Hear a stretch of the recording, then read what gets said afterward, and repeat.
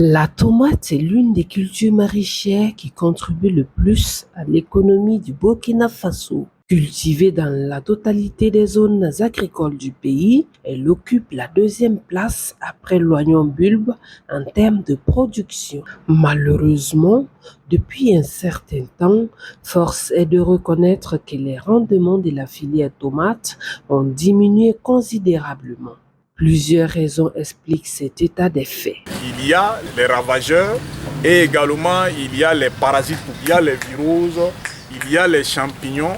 Quand on parle des viroses, par exemple, il y a la mosaïque jaune du tabac qui infeste cette culture-là. Il y a également les maladies fongiques. Et au Burkina Faso, ici, il y a le fusarium qui attaque cette culture-là également. Mais la maladie qui fait l'objet de cet atelier du matin là, c'est le flétrissement bactérien, qui est une infection d'origine bactérienne causée par un organisme tellurique.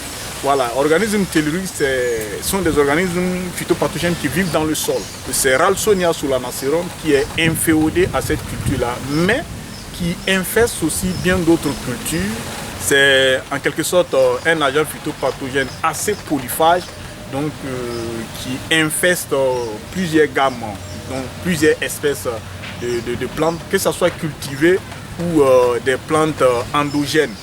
Le flétrissement bactérien causé par Ralstonia solanacerum, c'est justement le casse-tête de la tomate. Pour venir à bout de ce fléau, la recherche a développé une méthode de lutte locale à travers l'utilisation d'un extrait de substance végétale appelé compost bactéricide. Justement, elle a fait l'objet d'une formation les 6 et 7 juillet dernier. Nous avons essayé la technologie, c'est une innovation en quelque sorte, parce que le compost il est formulé à partir de la biomasse végétale et des extraits de plantes.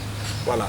Et donc cette synergie-là, la mise ensemble de ces deux technologies-là, c'est de permettre en quelque sorte de créer l'effet bis sur l'agent pathogène au niveau du sol pour pouvoir procurer quand même à la plante renforcer son système, j'allais dire immunitaire, système de défense, afin de booster sa résistance et favoriser une bonne production.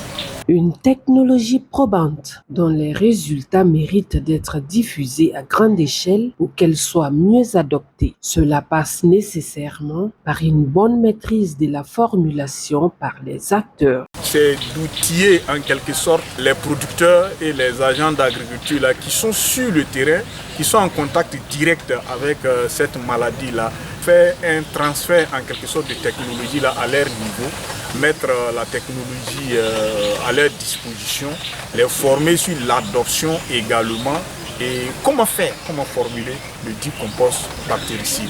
Cette session de formation entre dans le cadre des activités du projet FONRID, contrôle du flétrissement bactérien de la tomate par l'utilisation du compost bactéricide dans les périmètres maraîchers des hauts bassins. Et les organisateurs attendent beaucoup des participants au sortir de ces 2 jours de formation. Que les participants puissent maîtriser la formulation du compost bactéricide et qu'ils soient habilités à reproduire ça dans les domaines d'intervention, c'est-à-dire sur les différents sites maraîchers en quelque sorte, et aussi former, transmettre la formation qu'ils ont reçue de nous pour que cela quand même puisse impacter en milieu réel. Donc ça sera quand même, c'est une sorte de formation en cascade pour renforcer la capacité de les pairs dans les différents domaines d'intervention.